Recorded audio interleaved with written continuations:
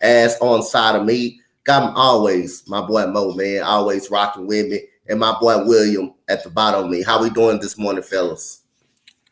Doing great, guys. Ready to go. What's up, William? Money, Hey guys, doing good. Oh my goodness, man. So we got some things, some discussions to talk about. Like we say, man, I'm so happy. Tomorrow's the NBA draft, man. These days going by fast. NFL will be here soon. NFL will be here soon. Training camp will be here soon. So we'll get more in that discussion. So started off this morning. We got the Tyreek Hill allegations. And that's just crazy, man. All these NFL players getting in trouble, finding a good way to get into trouble. Outside of football, you had Jack Jones. He was a good rookie from the Patriots last year. I kind of covered him when he was at Arizona State. The cornerback had a great year for the Patriots last year. He's on the verge of going on a 30-year sentence. Now, all of a sudden, Tyreek Hill's under investigation on assault and battery charges. Man, Mo, I'm gonna start with you, man. What is wrong with these goddamn NFL players? You know what? I don't want to make excuses because you can't make excuses. And correct me if I'm wrong, fellas, but didn't Tyreek Hill have allegations like this a year or two ago? Yeah, he did. So this is a pattern of behavior. And I don't want to single out any NFL player. Maybe when it comes down to what these guys is a lack of maturity. Maybe because they play sports at such a high level, there's pressure. Maybe they take some of that home with them. Again, that's not an excuse if these allegations prove to be true. There is no excuse.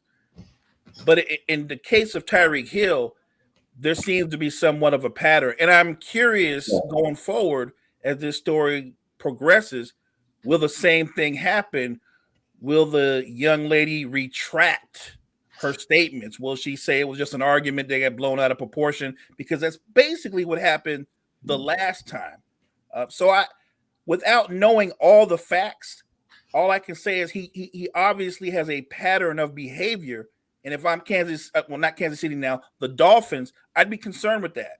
Because basically, while he's the wide receiver, the offense is built around what he can do, his ability to make the defense open up. He is basically their best player. He is the key to that offense. Two is the quarterback, but Tyreek Hill, he's the one that makes defenses stay up at night. As far as his off-field behavior, that is disturbing. And as an ownership group, as a coach, as a franchise, you have to be concerned with that. But at the same time, you have to let the legal process play out before you make judgments. Yeah, I agree with that. But my issue is the risk versus the reward. You had to know that going in with this guy. Yeah. This isn't the first time that he's been in trouble. Probably won't be the last time that he's going to be in trouble.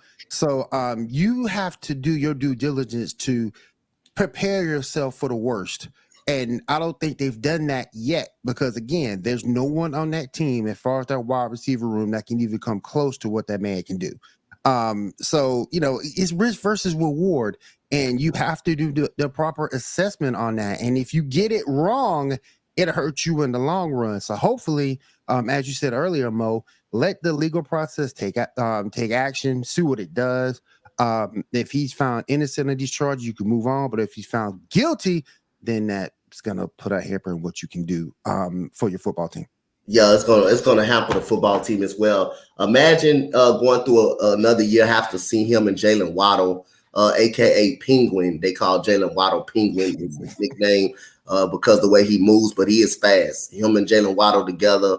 Then if Tua can stay healthy another year, they will be fine. But him and Penguin is something to deal with alone. But again, Tyreek Hill, like Will said, this ain't the first time he did it. He did it in Kansas City, I believe. So I believe he did it in Kansas City. So he has some troubling. He does have a lot of troubling issues. And one thing you can't take away from that man when he's on that football field is that speed. That speed is elite. Even when you're 10 yards off of him, he still runs past you because he's so speedy. So hope the Dolphins can get that cover. We got Jory in the chat.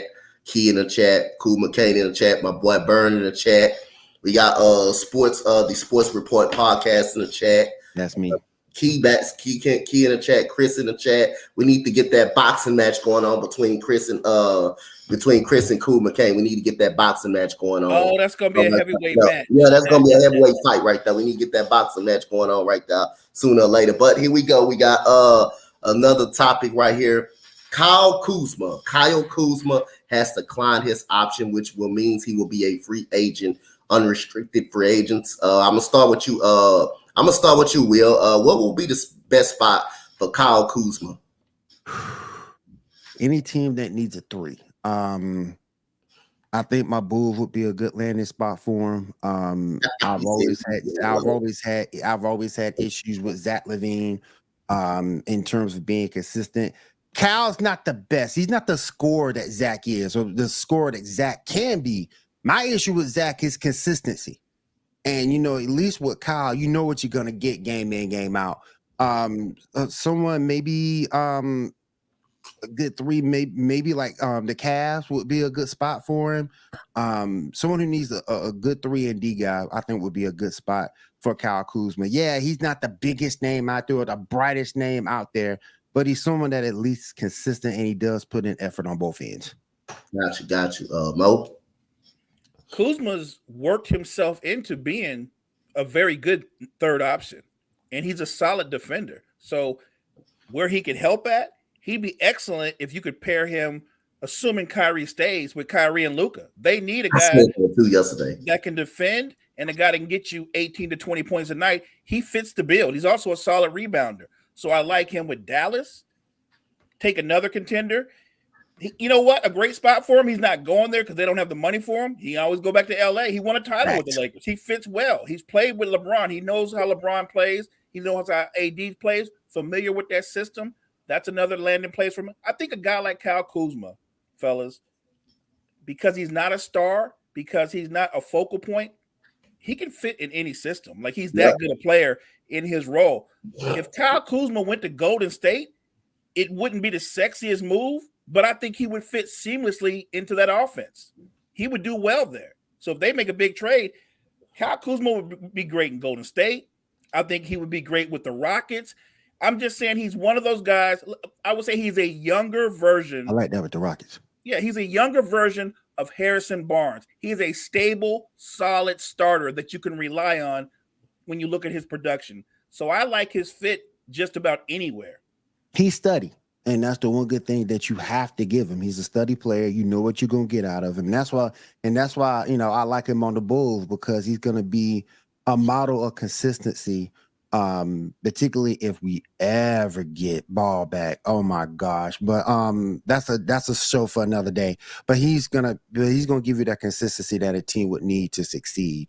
And again, I love the Houston pick, and I love the Golden State pick. So, particularly Golden State, particularly if you can keep Draymond, that'd be great. He is really just a rock solid player that you'd be hard pressed to find where he wouldn't fit. Mm-hmm. I'm gonna say all of the above. Besides, if the Bulls didn't have too many guys that didn't need the ball, it depends on what they do with Zach LaVine too. It does really depends on what they do with Zach LaVine. I would say Kuzma is a good fit, but if they didn't need too many, they didn't have too many people that do need the ball, then I could say Kyle Kuzma would be a solid fit for him. And people must forgot Kyle Kuzma averaged goddamn 20 points per game and damn 9 rebounds. You know why he didn't get that recognition? Because the goddamn Wizards were losing. That's the problem. When you're losing, you don't get that much recognition. That's kind of went on. No shine. You don't get no recognition. And it's kind of went on with DeMarcus Cousins during his younger years with the Kings. They was losing so bad, he wasn't getting recognition. De'Aaron Fox losing so much, finally got recognition because why? They're a winning team. They're on TV. So now he's noticed. So all of the above, Kyle Kuzma is the type of guy that can fit with anybody. For the last 2 years, this guy averaged down to 20 points per ball game. We already know he's not going no down Philadelphia 76. We already know that. No, that ain't gonna happen. That ain't gonna happen. You already know he's not going. Yeah, you already know. You know why he's not going to Philly? Because he don't pay James Harden $50 million. That's all. That's it.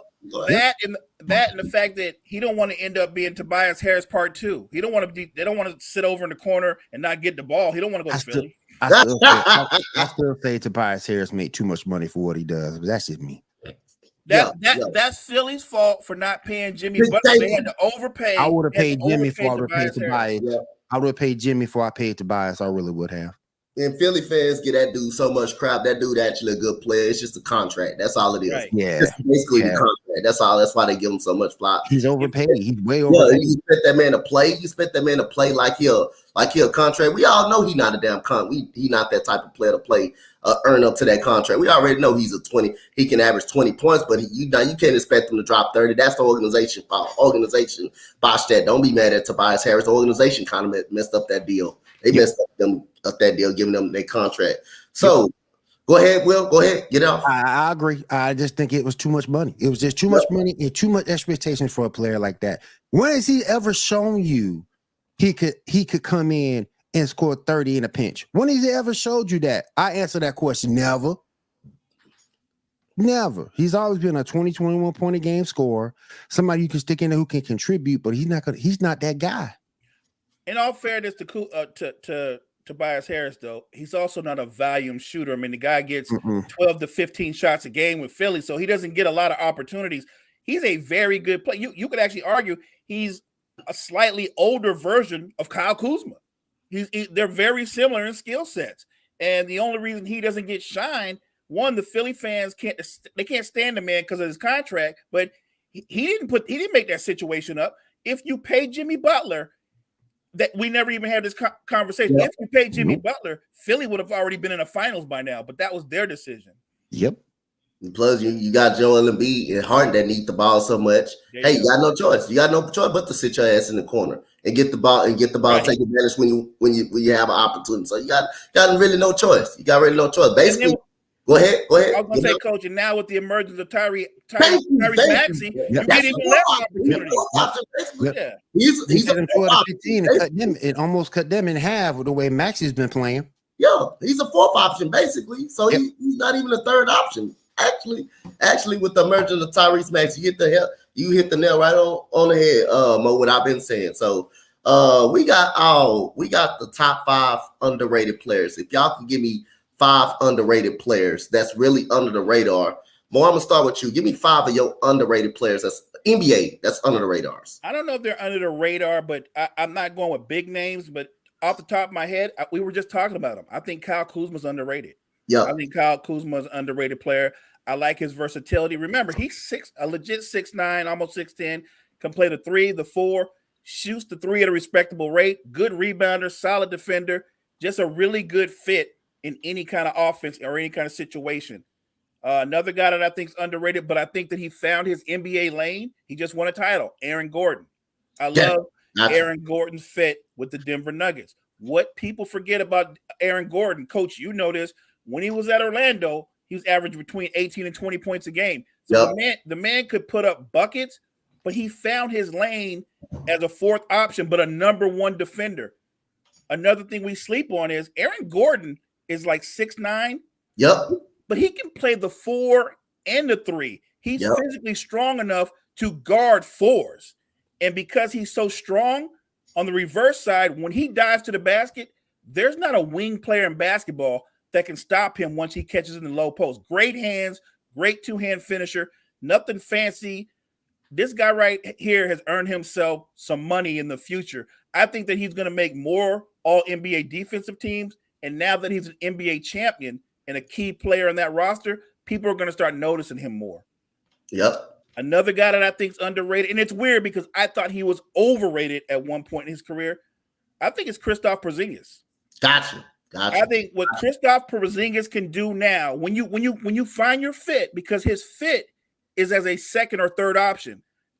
When you fit him in as a 3rd option, a 7'2" guy with that kind of range and that kind of touch, not to mention as a weak side defender, he's giving you 2.5 blocks a game. I think Kristaps Porzingis, if somebody was to make a move for him, especially in this era of space and pace, I like Kristaps Porzingis in an up-tempo offense.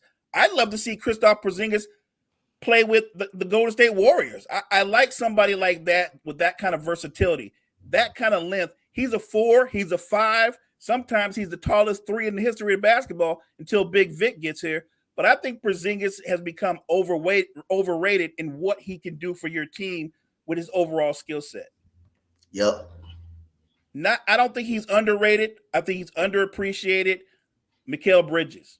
I Gotcha. thought Mikal Bridges was underrated before he was traded. And then when he got to the New Jersey, when he got to the to the Brooklyn Nets, you found out that this guy with the opportunity to get up shots, he can give you 25 points a night. Yep. 25 points a night, 6 rebounds, 5 assists, and he's a lockdown defender. Everything the Phoenix Suns wanted, they traded away. They traded him away. And that's no disrespect to KD, Hall of Famer, great scorer, one of the all-time greats. But KD is a full 10 years older than Mikal Bridges, and he can't defend nowhere near like him. Like they had what they wanted on their roster. Yep. They didn't know that because they didn't, very much like Tobias Harris, they didn't let the man shoot. He never got any opportunities. The Nets are sitting on a potential gold mine because now teams across the NBA, they're inquiring about his availability. Teams are trying to trade for Mikal Bridges. The Grizzlies offered up multiple picks before the draft to get Mikal Bridges, which would be a great move for them. If the Grizzlies could get Mikal Bridges to fall into that slot where Dylan Brooks was, Mikal Bridges is everything that Dylan Brooks says he is. Yep.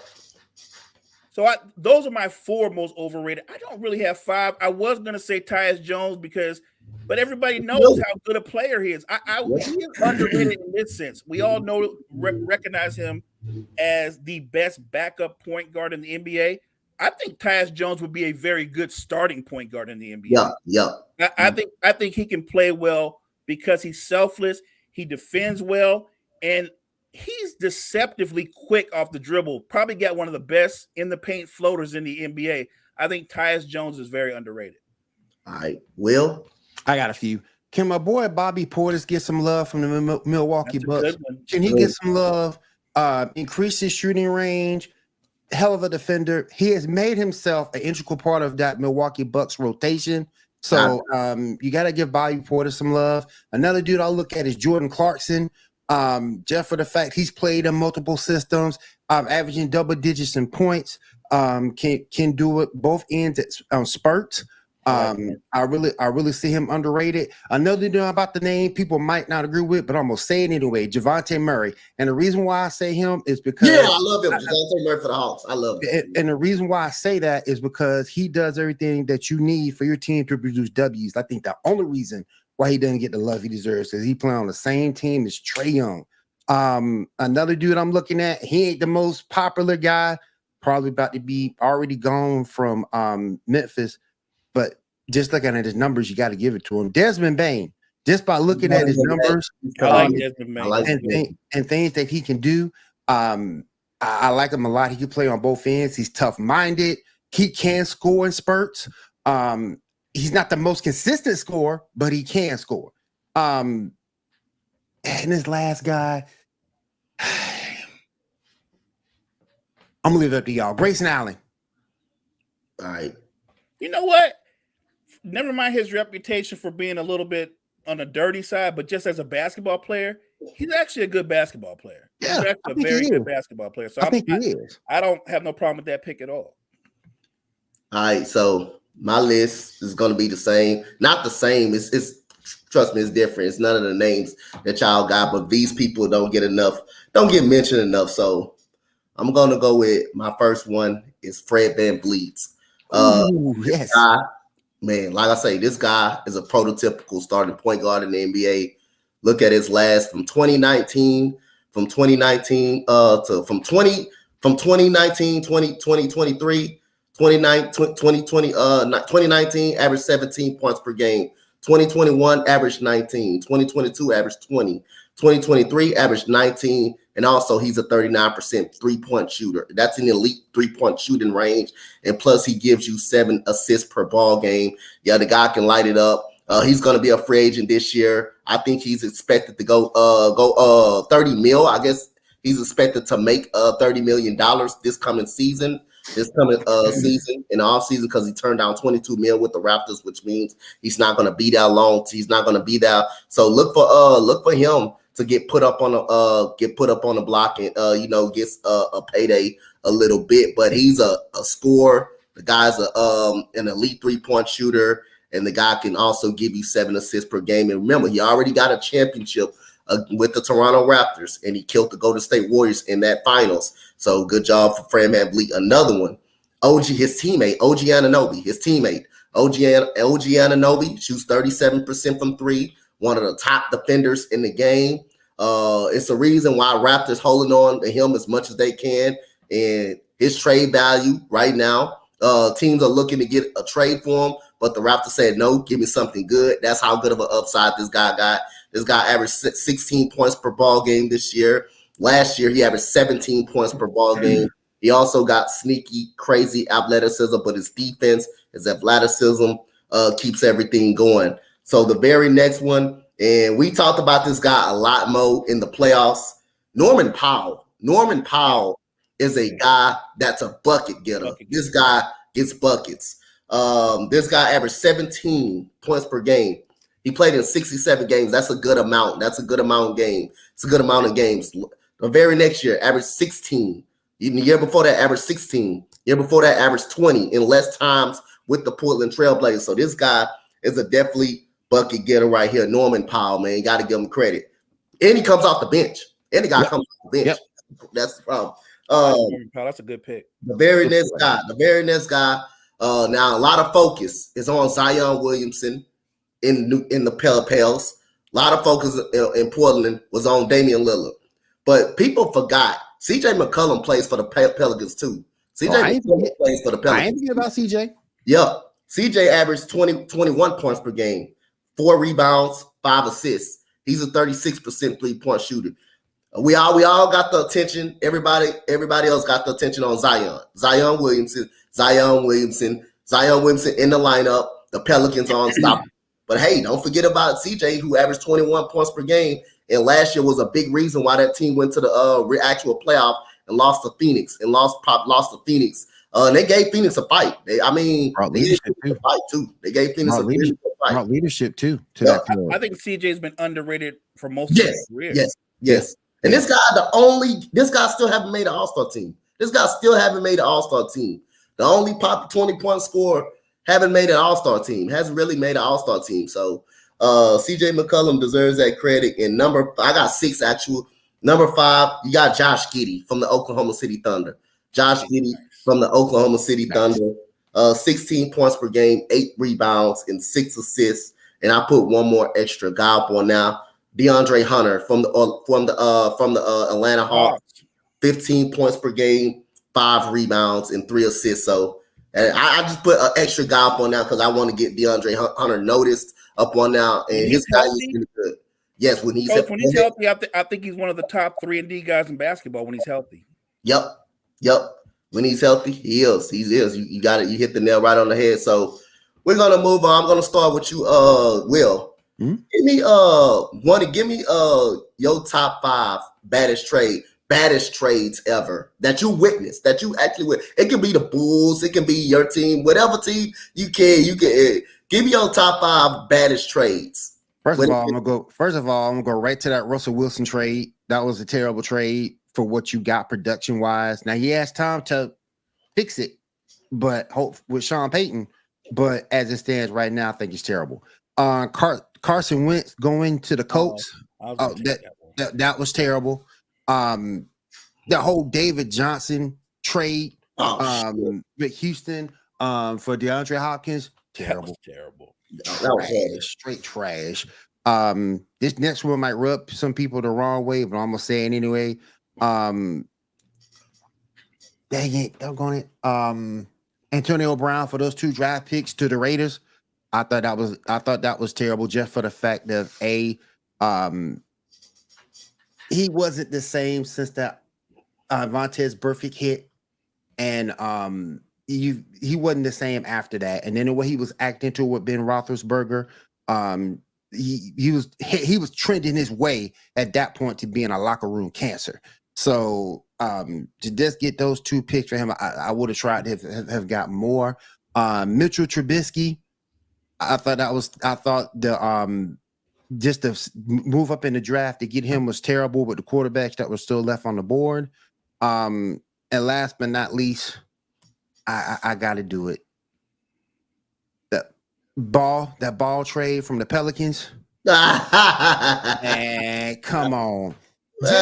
Just for what you're getting now, and I can't blame him for being hurt per se, because I don't wish bad on anybody. I'm not that type of person. But just about seeing what you got what, a season and a half from that production wise, just bad.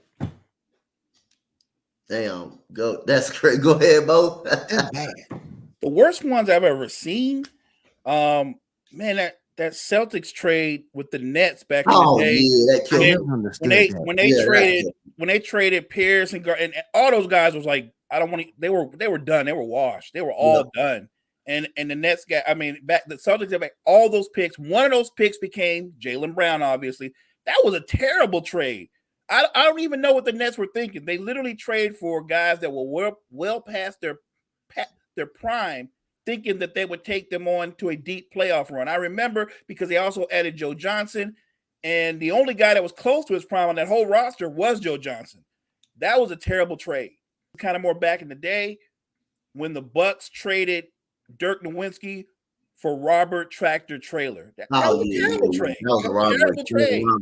I have no idea what they were thinking about with that trade. Do the tractor like that? Come on now. I'm not against the tractor, but come on, man. You traded away a guy who was going to be in the Hall of Famer. Another bad trade. This is a football trade from back in the day. Yeah. When the Dallas Cowboys traded Herschel Walker to the Minnesota Vikings and got all those picks. Yes, sir. And all those picks were how Jimmy Johnson and them built up those 90s Cowboys teams that won all those Super Bowls. That was a horrible trade. And what Minnesota got out of that? that was a terrible trade. The Clippers trade with the Cavaliers that it was Baron Davis and some other guys. Yeah, that led to Kyrie Irving. Right, that led to the pick that was Kyrie Irving. That's a terrible trade. We don't have to go way back in the day, though. Just this past season. It's got to rank up there. The Rudy Gobert trade is one of the worst trades in NBA history. It's one of the worst trades in NBA history. You traded away 4 number 1 picks for a role player. Yep. I don't understand that. And the thing is, you have film. You have evidence of what Rudy Gobert can't do for you in the playoffs. Think about this. When they went up against Denver, now they're supposed to lose to Denver. That's a given. Yep. But they had Towns and Gobert. Their version of the Twin Towers, if you will. They had both of them, and they did nothing to slow Joker down. Nothing. Works if you in that. Works if you might. It might have worked if you were in the 80s. I don't know about you guys, but when I used to play basketball and we used to be on the hardwood, and there'd be really big guys out there, but they were stiffs. We call them big for nothing.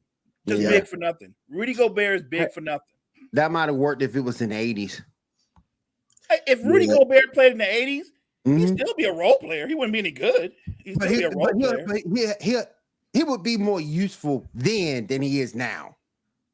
I guess he would have been what, Mutombo like? Yep. He would have been Mutombo. Yeah, I can see that. But the reality is, in this era where you got to play in space, you can't have a stiff. You can't have a stiff out there. Nope, you can't. You can't have a stiff out there. Another trade when Charlotte traded. They traded the right for Kobe Bryant, Vlade Divac. Look, and I understand Vlade Divac was an established player, but everybody knew the height and the potential of what Kobe could be. Let's say Kobe never hits that ceiling. I'd be willing to bet money if he didn't hit that ceiling, he still would have been better than Vlade Divac. Yeah. Can I say one more? Yeah, go ahead. That Trent Richardson for that first round pick. Trent was just a fraud. He was just a fraud that game. Just a fraud. Come on, man. I mean, really? That's a fraud. Yeah. All right. So I got one. Well, you can actually put the Brooklyn Nets on that twice, though. You can actually put them on that twice because that first trade, when they traded Kevin Garnett and Boston traded Kevin Garnett, Paul Pierce, to the Brooklyn Nets. Guess who the Boston Celtics?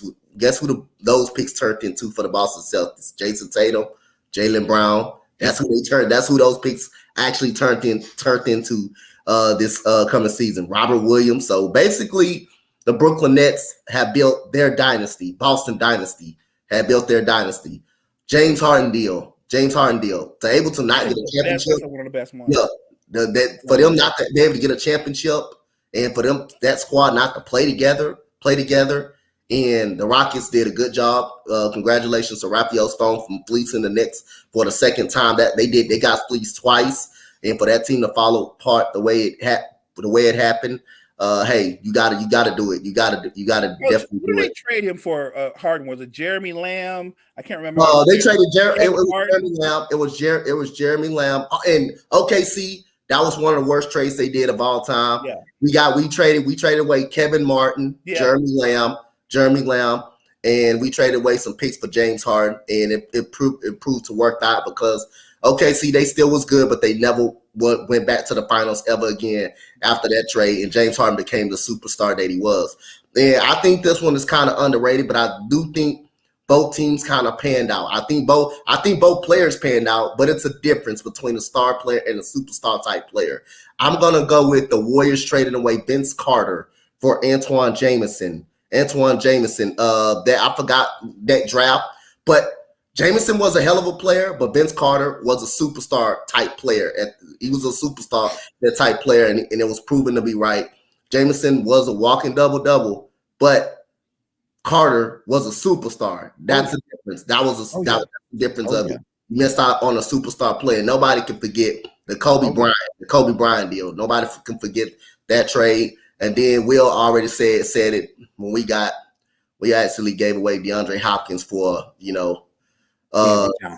David Johnson. That was Bill O'Brien. Everybody still hate Bill O'Brien for this to this day. Everybody still kind of hate him a little bit, but other than that, David Johnson was kind of up out of it already. He already hit his peak. He was 30 years old. He was slowing down. He had that one good season, and all of a sudden he came in. He robbed us. He stole the money. He stole money from us. But there's been some terrible trades, and the Brooklyn Nets has been a part of that experience twice. Now they got it. They did get it right. They did win a trade versus Phoenix. As well. When Phoenix did give away Mikal Bridges and Cameron Johnson, that hurt their depth. So you can kind of put them in that deal as well. So other than that, Brett said, on draft night they gave away Dirt and Whiskey. Yeah, that was crazy. They gave away. That was crazy. That was a tractor. I'm still trying to get over how to hit the Rams shredded Jerome Bettis. Damn. I'm still trying to figure out one now. Like the hell? What? That man became a superstar. I don't get that. Oh my goodness! So because all about bad trades. Because it's a crapshoot when you trading for picks. It's a crapshoot. You ain't lying. You don't know if those draft picks gonna work out. Let me keep my solid commodity unless that pick is gonna be a hit. So I'm gonna start with you on this one. The next one. Which NBA coaches is on a hot seat for next year? Which NBA coaches that you got on the hot seat for this year? For next year. Next year's hot seat. Next year's hot seat. This name, I don't mean this out of disrespect because he's won championships, but I still say Greg Popovich. Because when you look at it, he's not good for a young crew. He's not good for a young crew at all. He is on he's not veteran laden crew. He had during his championship years, Duncan Parkley, Ginobili. Okay, good to go. They were veterans. They knew what to expect. You had Tim Duncan there to be your quote unquote offset. Hey, Pop is a little bit older. This is how he is. Just deal with it. But now with the way the players are, this is more of a players' league. And the league has turned a lot younger. I mean, what's your oldest vet going on right now? Without because Melo's gone. You got a lot of these vets that are just gone. Now your most experienced player, 25, 24, 25, 26? A lot of these players not going to put up with that. He's a military style coach. He's got a lot of Bill Belichick in him. I've never thought that Pop was good for a younger crew. He hasn't been to the playoffs in how long? He hasn't been successful in how long? So I really think at some point, and I get it, that Spurs management is great. But at some Varsity point, youth. yeah, but at some point you got to look at the situation. You're not winning. And Pop is getting older. So at some point, you got to move off of him. And I think he's the guy who's going to be on the hot seat the most. San Antonio hasn't won. Small market or not, you haven't won. And I understand when you have a championship coach, you give him somewhat of a leash, but I think the leash is long enough. You gotta let him go. So let me. I don't disagree in the fact that Pop is older, and I don't think he's going to be with the organization that much longer. But remember, Duncan had David Robinson and Avery Johnson, so they had vets mixed in, Right. and then Duncan, Ginobili, and Parker, they kind of got to grow up together. I mean, but they grew up together under Pop. Mhm. So Mhm. I think that I don't know what their roster construction is going to look like. They do have young talent, but I think that before the season starts, knowing Pop, he's going to put a few vets on there. He's gonna have to. They don't have to be stars, but he's Yeah. going to get a couple of vets under because they do have some talent on that roster when Big Vic gets there. I'm not going to make a crazy claim and say they're going to make the playoffs, but I think they're going to have a big enough turnaround that they might be a threat to make the play-in. I just think that, and I know Tim Duncan is part of that staff. I get that too, but That's I going to be just, valuable. yeah, but I just think, man, players are going to tune him out. Like I said, it's more of a players league now in the NBA. And the stuff he did when he had all that vet talent, he can't do now. You saw what Kawhi did. Kawhi said, I ain't putting up with this. I am not putting up with this. And he was out. So, I just think it's time for Pop to go. All right, Mo. Coaches on the hot seat. I'm going to say Joe Mazzulla. I know he was a rookie coach and he inherited a team with a lot of talent. But again, that's his first year, a lot of pressure, much was expected. So I didn't have any doubts that he would be back this coming season. But if that same Celtics team come back and maybe there's some little glitches here and there, maybe they add a couple of more pieces when they do their roster construction, because most of us assume, even though there's a lot of talk, most of us will assume that Jaylen Brown will be back. Yeah. They're going to be expected to be, if not the favorite to win the East again, the second seed at worst. So if they have the same results, if they come up with anything short of an appearance in the finals, I think Joe Mazzulla is going to get moved. They're going to move off of him because that team, it doesn't lack for talent. And I don't think everything's on the coach. But at the end of the day, you're the guy that's on the bench. You're the guy that those guys are talking to, that you're getting in their heads. You have a system. This guy struggled with how to use timeouts in year one. Right. And so I'm going to concede that was year one. Udoka was a tough act to follow because he had all those guys' ears and he had their respect. Mazzulla stepped into that. He's brand new. And I think they were trying to buy into him. But a lot of those guys were like, we know as much as you know. You know what I mean? But so this is year two. I think that he gets a slide for year one, but I think year two, anything less than appearance in the finals, I think they're going to move off of Joe Mazzulla. Yeah, that's a good point. And he did struggle. And he did struggle in the playoffs. He did struggle. Eric Spoelstra gave him the business. Oh yeah. You hardly saw any adjustments. Particularly second half adjustments. Just lackadaisical effort between those first two games he had against Miami. Part of a coach's job is to motivate men, and to me, he didn't do that in those first two games. And come back or whatnot. They just looked lackadaisical, and the thing that was concerning me about him, they were looking lackadaisical at home. Yeah, right. At home. What is the point of having home court advantage when you're actually no good at home? Exactly. I don't understand that at all. I want to ask you guys a question. Coach William, let me ask you guys this. Don't you think now with the current NBA that franchises have a shorter hook for coaches, right? They want results like, if not year one, year two, if not year two, they're looking to replace you by year three. Like they're already in the hot seat in year three. Like it really seems like the NBA has sped up the timeline for when a coach is a success or he's a failure. Yep. I agree. And I got I got three coaches that I think that's going to be on the hot seat. and that will be fired if things don't straighten up in this organization. Number one, I got Chauncey Billups. Chauncey Billups is on the hot seat for Portland. The last couple of years he's been coaching. We understand they ain't got the best roster. But again, you got Jeremy Grant. You got a guy, if he stays on the floor, he's a 20-point per game scorer. Yusuf Nurkic, and some of this, may not be his fault. But again, hey, injuries or not, you got to find a way. You got to find a way to get go with the best guys you got out there. Chauncey Billups is on the hot seat. If things doesn't get better in Portland, you will have AJ Hinch, not AJ Hinch, but Chris Finch from the Minnesota Timberwolves. Chris Finch, that's a hell of a that's a solid, okay roster. It's not a championship roster, but you got a young Anthony Edwards is emerging. You traded for Rudy Gobert, Karl Anthony Towns, and you still got no good down results up out of that. So then he's going on 2 years of coaching that team. So if it doesn't get straightened up quickly, I can see him being on the hot seat. And another one, I think he's did all he could with this roster, but I'm going to go with Willie Green from the Pels. Even with Zion out, you still got Brandon Ingram. You still got CJ McCollum. Facts. You still got Trey Murphy. I think Trey Murphy is going to be a breakout starter. I like Trey Murphy.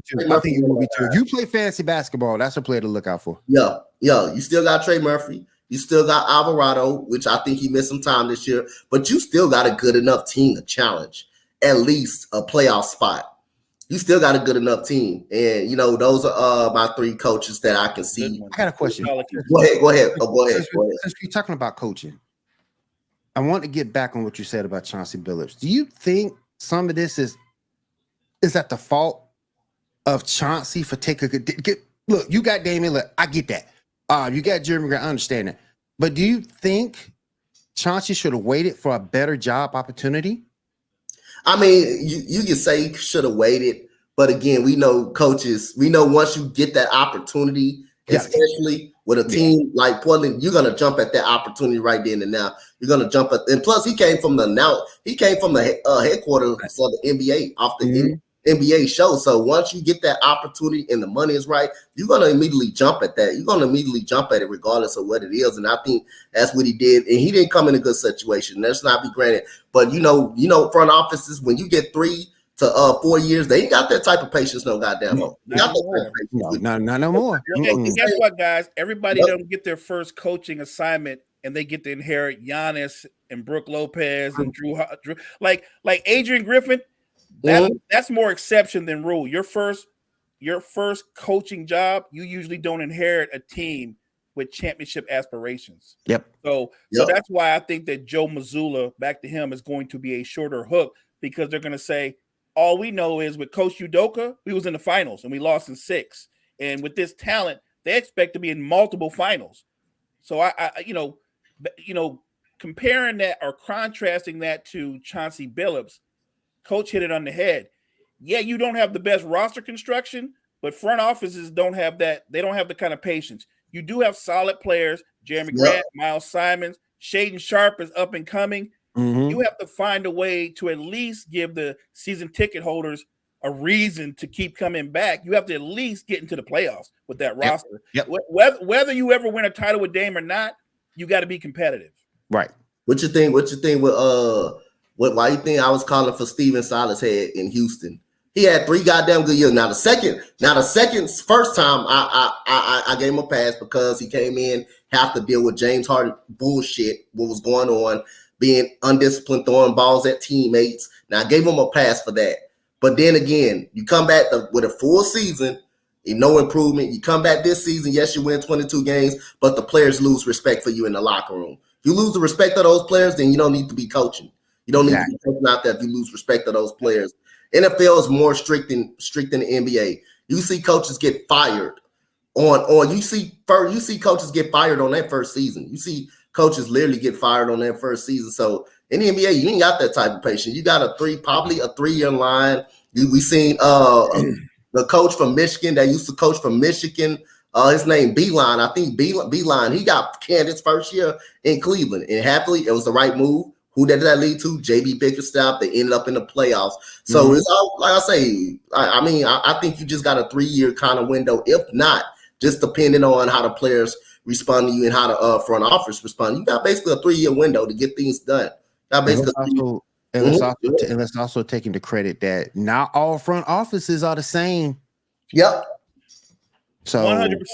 It does matter at the top of your franchise how it's ran. 100. Yep. I'm with you on that. Yep. It can make or break not just the franchise, depending on who you bring in. It can make or break careers. Yep. So I'm with you. But Will, how do you feel about Billy Donovan? Do you think he's actually safe? Do you think he's safe? Okay. Nope. Okay. He would have been my second pick. If I would have given on, he would have been my second pick. I had my doubts about him once we signed him. I never liked him. I never liked him. And I know I put my Bulls up there, but I've been a Bulls fan since the Jordan days. And I just want to see them do the things they need to do to be successful. And so far, the only thing they really did to be successful is get rid of Garpax. That combination was just terrible. So they're sort of kind of righting the ship a little bit, but they still got work to do. Yeah, gotcha. Let me ask you this, Will. Go ahead. So I think we all agree. You don't question the ability or the talent. I would say the talent of Zach LaVine. Yeah. And even though DeMar DeRozan is, I think 32, 33. 33. Yeah, I think so. He still is a walking bucket. Like DeMar DeRozan is one of the best mid-range, not just shooters, but his superpower, get to the foul line 10 times a game. So and I brought he's still playing at a high level. And I brought this up the other day, and some people tune me in, some people tune me out. If you gave Ben Simmons his mid-range game, it'd be a totally different Ben Simmons. Yeah. Because when you look at DeMar DeRozan from that mid-range, he's fabulous. He's fantastic. If you were to give that game to Ben Simmons, he'll be a completely different player. He wouldn't be Ben Simmons. Nope, he wouldn't be a completely different player. Phil would have never released him. So people need to value that mid-range. I know we're in the offense mindset of shooting the three, but hey, if you got a solid mid-range game, you can still be an asset. Do you think that right now, though, on your roster, I'm just talking about top to bottom, do you think you have the guy, or do you think that you guys are still searching for the guy? Because that's why I hear so much people you hear the talks of Zach LaVine being moved. I actually do think he might be one of the bigger dominoes that'll fall because no one questions his ability. I just don't think he has the ability to be the best player on a title contender. I think with Zach, the only thing that kills me with Zach, is he a talent? Yes, he's a hell of a talent. Can he score? Yes. My issue with Zach has always been his consistency. When you've never really seen him step up in a big moment. And you might be right, Eagles Elite Podcast. He will still be soft mentally, but at least he'll be able to give you more from the perimeter. But that's my only issue with Zach. It's just the fact is he's not consistent enough for me to count on as a superstar. Is he a star? Yes. But in terms of superstar, I don't think he is. Yeah, star is a good. I think he's a star. It's a difference. It's kind of like on a level when I say Antoine Jameson, Vince Carter. It's a difference between star and star. Carter was a star. Carter was a superstar in the NBA. Now I think Zach LaVine and DeMar DeRozan, they're stars. They're not superstar type. But again, the Bulls are too. That with those two alone, you should not be just making a play-in tournament. You should be making the playoffs. You should be you should be making the playoffs. With the Eastern Conference is not even being really all that well out.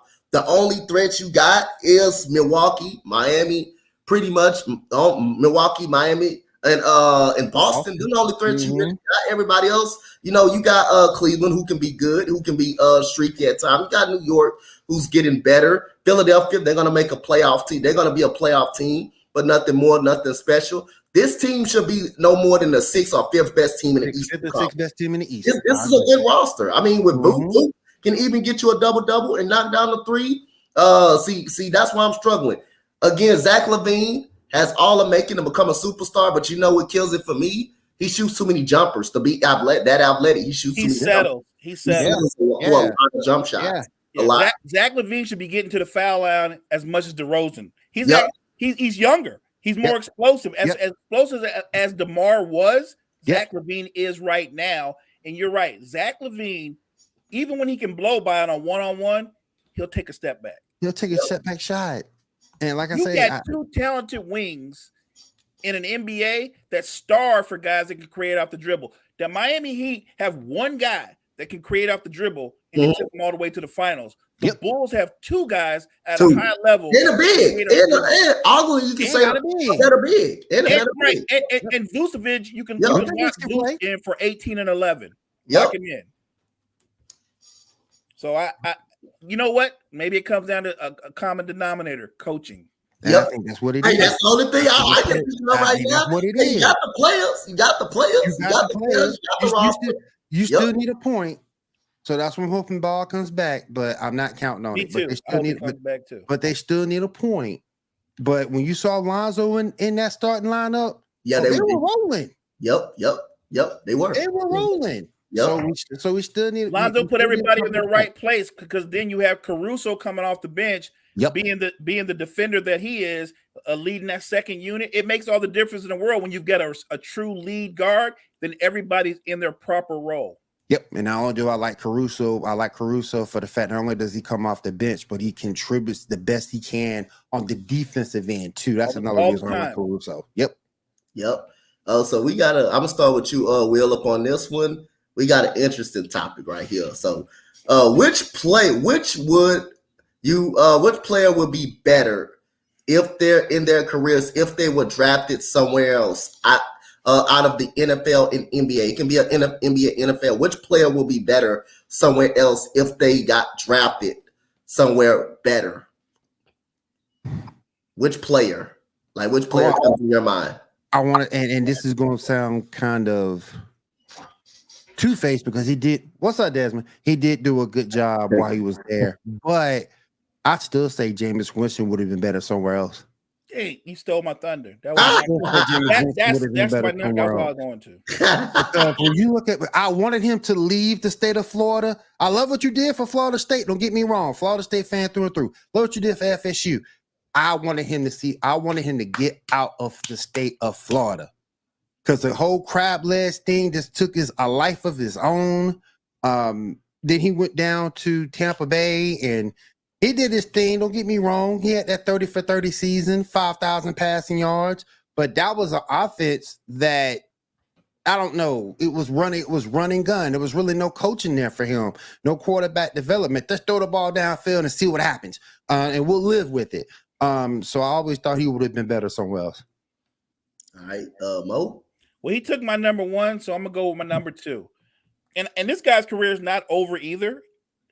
I think Marcus Mariota would have been better somewhere else too. I think if people, because if you recognize, if you know you drafted him and you know his skill set screams RPO, right? It screams RPO. Yep. You put it.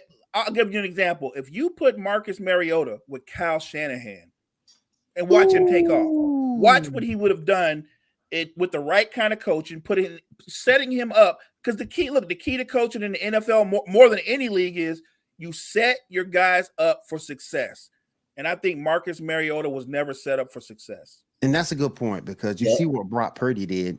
So, if you would have took Marcus Mariota, who's a better quarterback, he would have a much better athlete. Marcus Mariota, he's got will. Look, I would make the argument, and I know Freddie didn't want to hear this. Marcus Mariota is better than Daniel Jones. I agree. I agree. Freddie, you better pop up here, Freddie. Pop in here, Freddie. Come on, Freddie. Come on, Freddie. Pop up in here. Dez, who you got? I say Dame Dollar, man. I think if he got drafted somewhere else, I think he could have. I mean, he's taken the Portland franchise to different heights, but we talked about this yesterday. You guys sell the whole damn team. You guys sell them now to get what you can get for future assets. I feel like if he went to a team, like the Nuggets or somewhere else, I think his career would have blossomed. I mean, he still got some time, but I feel that that's a Dame Dollar. If he was drafted somewhere else, he could have been at least having 2 or 3 championships by this point. Yep.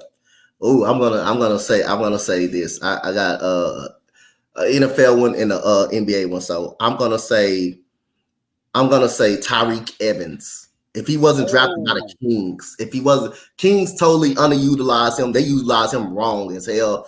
He comes out the first year, he averaged 25 and 5 his rookie year and wins the rookie of the year. I remember Scott watching him in Memphis over there during when John Calipari used to coach the Memphis Tigers. He comes out of the NBA, averaged 25 and 5. He was at the point guard position.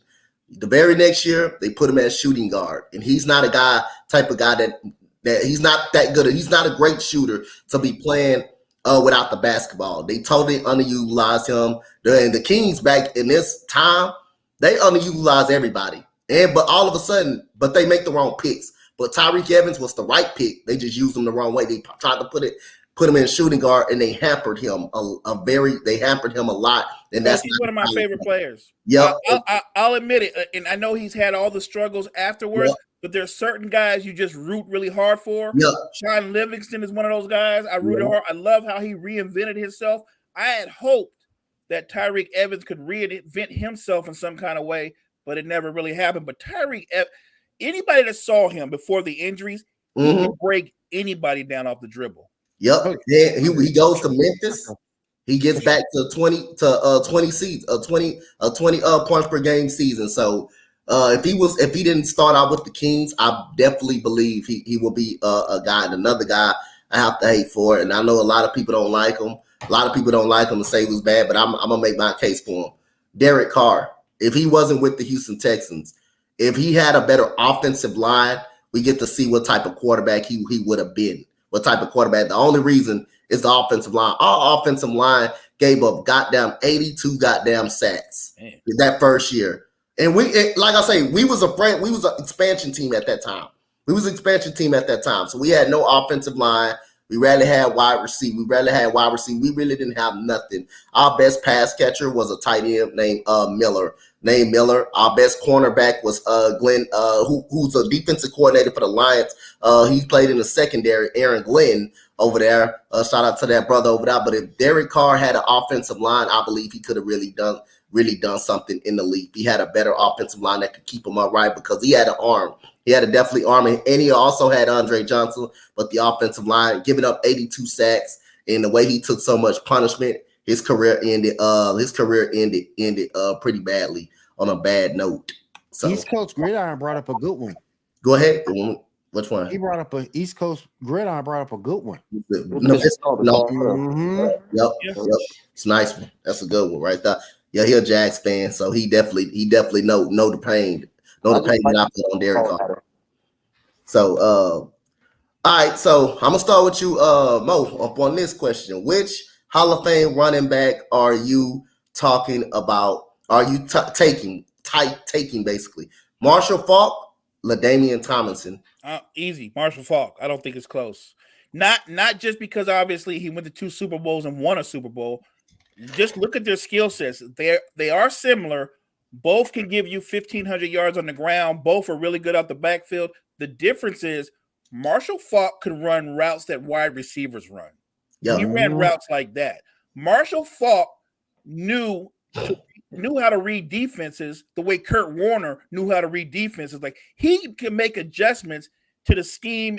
If he saw a safety sneaking up, or if he knew a blitz was coming, like he could anticipate that. Marshall Faulk thought like a quarterback, even though he was a running back. Like I know the running back position has been devalued, but if you get a running back with that skill set in today's football, a guy that could potentially give you 1,000 yards on the ground and in the air, you can't devalue somebody like that. Marshall Faulk, he's not one-on-one because obviously the great Roger Craig did it first, but Marshall Faulk took it to another level with his route running. Got you, Dez. I gotta say, Marshall Faulk, man. I mean, I love LT, man. We all love LT with the speed and everything. But Mo, you hit right on the head. The route running is important. It's essential in the game, and that helped him with those Super Bowls. I mean, not just running between the tackles and knowing the hole, but pass catching as well. So I gotta give Marshall Faulk all the love and the praise for that. Will? I love LT. I love his versatility. He was throwing touchdown passes out the backfield, but I gotta go with Marshall Faulk. Not just for the fact that he was running routes, but you also have to look at he was a decent blocker. Someone who could protect Kurt Warner. And you guys already said it. He was running routes while receivers ran. And running between the tackles, what he did with some force. So I got to give it to Marshall Faulk. Love LT for his versatility, but when you go back and look at Marshall Faulk, he was just too good. He was just too good. And you mentioned Roger Craig being the 101. I agree with that too. Yep. Marshall Faulk was the second guy to do it. Had 1,000 yards rushing and 1,000 yards in the air. That is fucking sick. That's insane, sick. bro. That's I mean, sick. that is insane, dude. That only 2 guys to able to do that.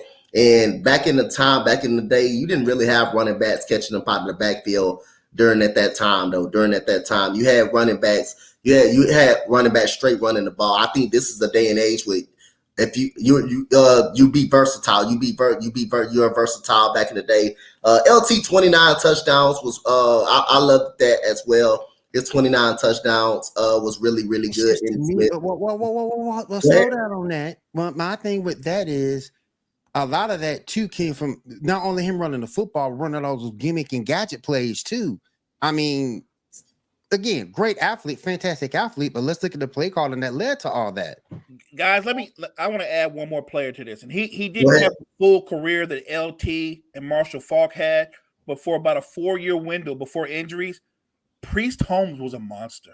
He was. Priest Holmes was a monster. Go back and look at Priest Holmes. Yep. Not just with the production on the ground and in the air, but he had like 3 years where the man had like almost 60 touch. I mean, Priest Holmes was a beast. He was sick.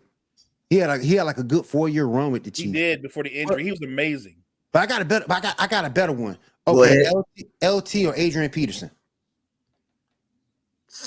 I'm still taking Adrian Peterson.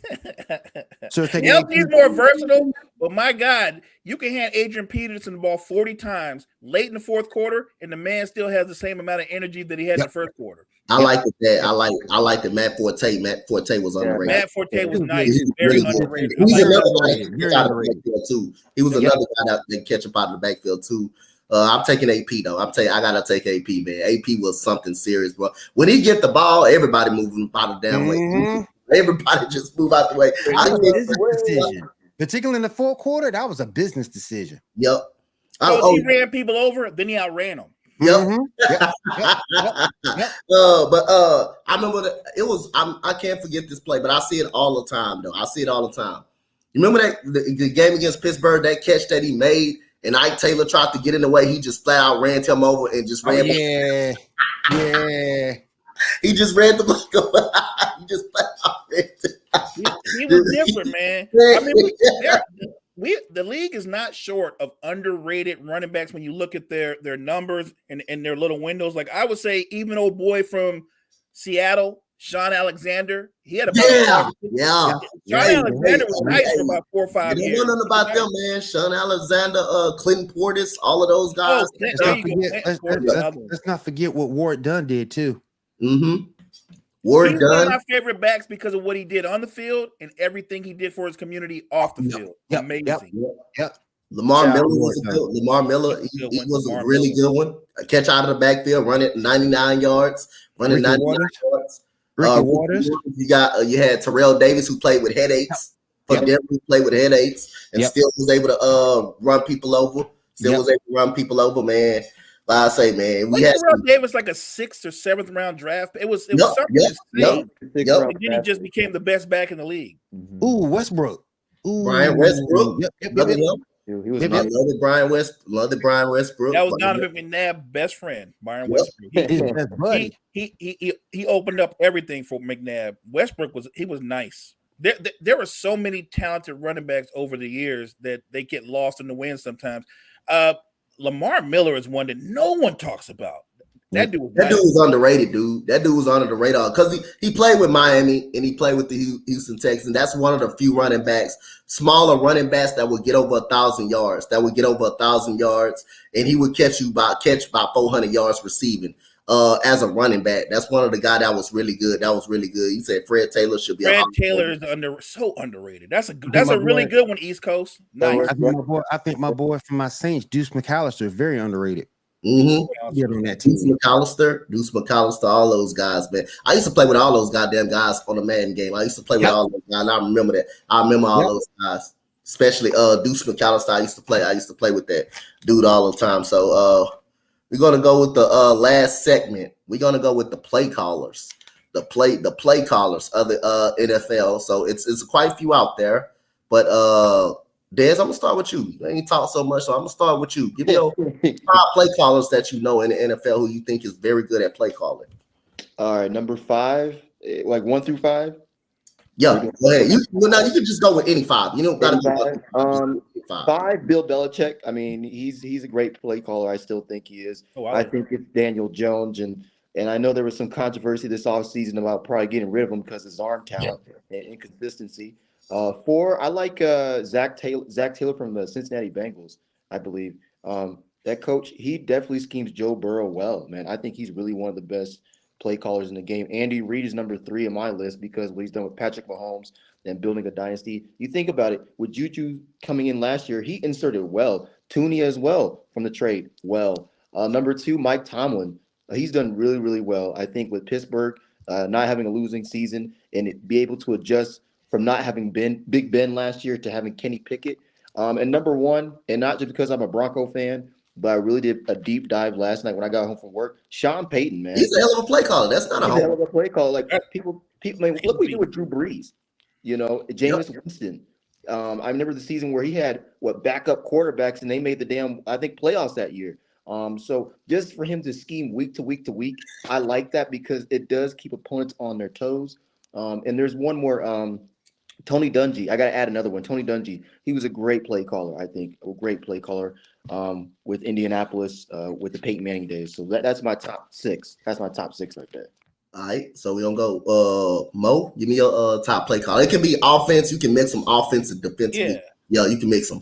So for me, Andy Reid. No order. Andy Reid. Yeah, I think Sean McVay is a great play caller. Even though Sean McVay is very innovative. Sean Payton, you got to go with Sean Payton is one. Sean Payton and what he did with that Saints offense, even when the personnel changed, that's a great play caller. And obviously, I'm biased. Shanahan, you got to put him up. Yep. Shanahan and what he can do, and it's he's the main reason why I have that receiving core in the top 5. Not because they're great as individual talents, is because the way he coaches them up and the way he sets them up for success. After those 3 that really stand out to me, I would say the guy that coached is this Sean I'll pronounce his name wrong. Stretchen. Which one? He was with the Eagles. He coached up Jalen Hurts.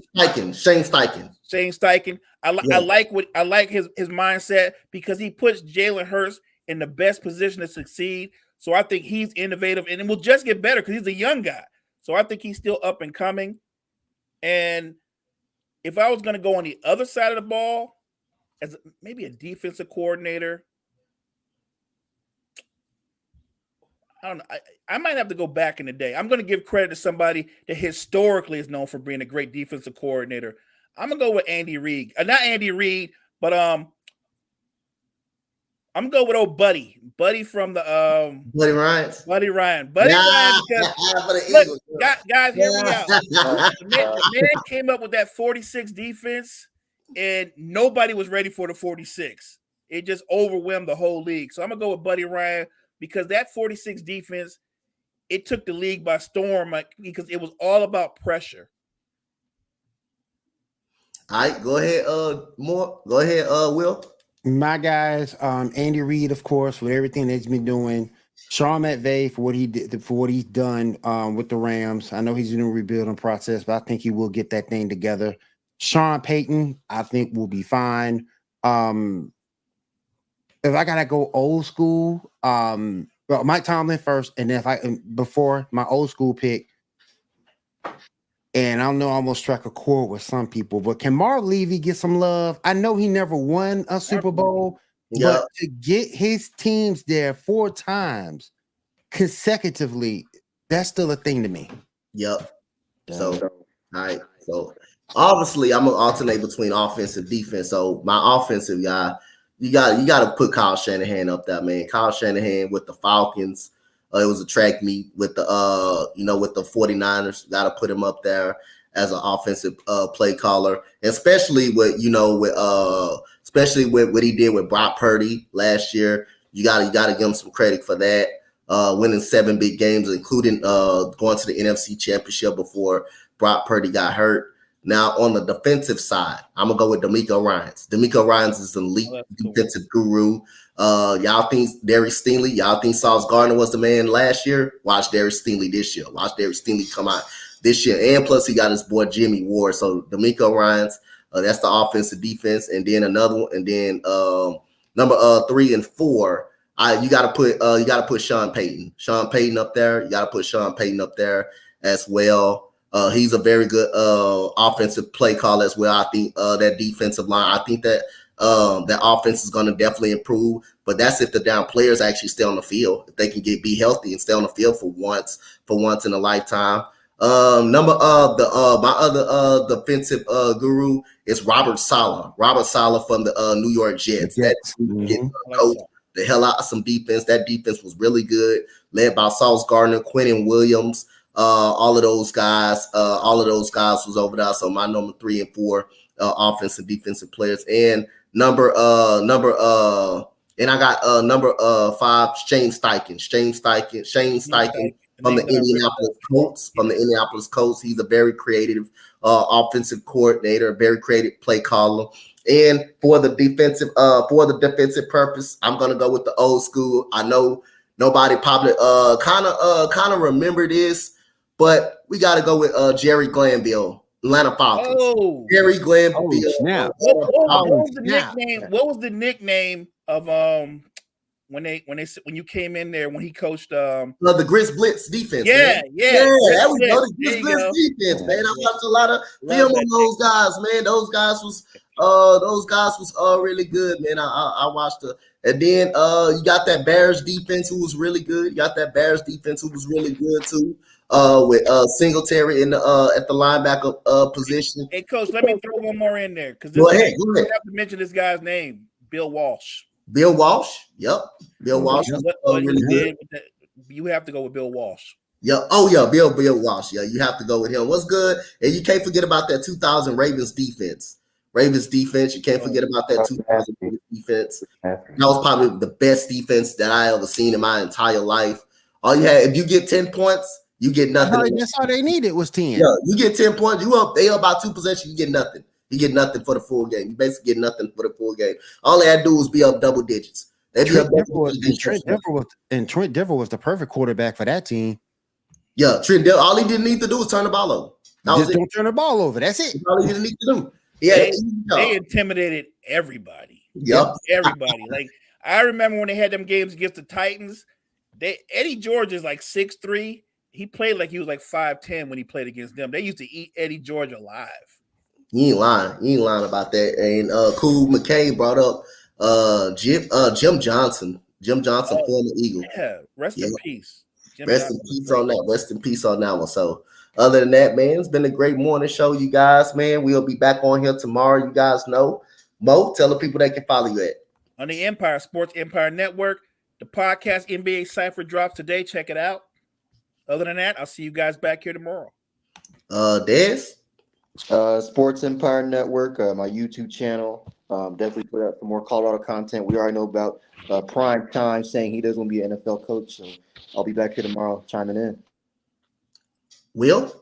The Sports Report podcast on Facebook and YouTube will be on Monday talking about general sports. Tuesday talking about pro wrestling and combat sports. And then also the Geek Gauntlet podcast, talking everything geek, anime, comics, gaming, you name it, we got it. Saturdays. I'm checking that out. Okay. Checking that out. Appreciate that. I got a homie, Leo Rydell with Geekly Goods. I'll put you on, bro, for sure. Appreciate that, man. You can catch that. We got a Facebook page and a YouTube channel for the Geek Gauntlet podcast as well. So and that's on Saturday nights at 10 p.m. Eastern. Yep. Y'all know where y'all can find me at. Y'all can find me right here later today. I will be doing the WNBA game. It may be a mercy rule, but hey, I'm just killing time for the NBA draft. That's all it is. But y'all know introduction to pretty much find me. Y'all know where to find me at. As for your boy Coach Dante, as for your boy Mo Better, boy Dez, your boy Will. We'll see y'all. That's tomorrow, next morning show, guys. Have a good rest of your day.